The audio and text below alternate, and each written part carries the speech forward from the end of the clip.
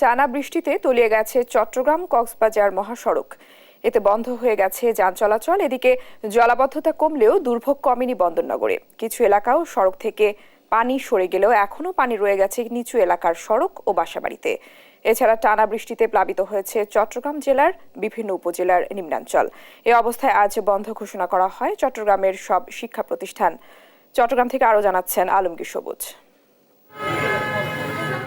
গতকাল রাত থেকে ভারী বৃষ্টিপাত কমে যাওয়ায় কিছুটা কমে এসেছে চট্টগ্রাম নগরীর জলাবদ্ধতা। এতে চকবাজার, পাঁচলাইশ সহ অনেক জায়গায় এখনো জমে আছে পানি।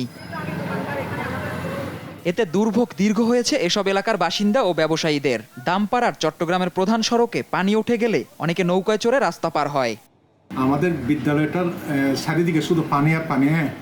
আমাদের শিক্ষকরা আসতে খুব সমস্যা হচ্ছে, আর বাচ্চারা টোটালি স্কুলে পানির বন্দির জন্য আসতে পারতেছে না, সবাই বাসায় বন্দি। আমাদের বিদ্যালয়ে পাঠদান বন্ধ আছে এখন, কিন্তু আমরা এসে অফিসে আছি, আমরা অন্যান্য কাজ করতেছি। চারদিকে পানি থাকার কারণে বাচ্চারা আসতে পারতেছে না, আমরা টিচাররা সবাই আসি, বাচ্চারা আসে না, একজনও আসে না। এদিকে জেলার বেশিরভাগ উপজেলা পানিবন্দী হয়ে পড়েছে।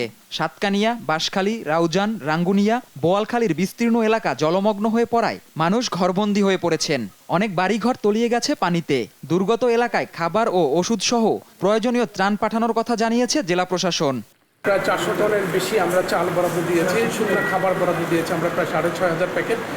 এর বাইরে পানি বিশুদ্ধকরণ ট্যাবলেট, ওট স্যালাইন সেগুলো দেওয়া হয়েছে। নতুন করে মন্ত্রণালয় থেকে, ত্রাণ ও দুর্যোগ মন্ত্রণালয় থেকে বরাদ্দ দেওয়া হয়েছে। আমাদের যা যা প্রয়োজন ত্রাণ সহায়তা আমাদের যথেষ্ট পরিমাণে আছে। এদিকে আগামী 10 আগস্ট পর্যন্ত বন্ধ ঘোষণা করা হয়েছে চট্টগ্রাম বিশ্ববিদ্যালয়। আর চট্টগ্রাম প্রকৌশল বিশ্ববিদ্যালয়ে মঙ্গলবারের ক্লাস বন্ধ রাখা হয়েছে। নিউজ ডেস্ক, দেশ টিভি।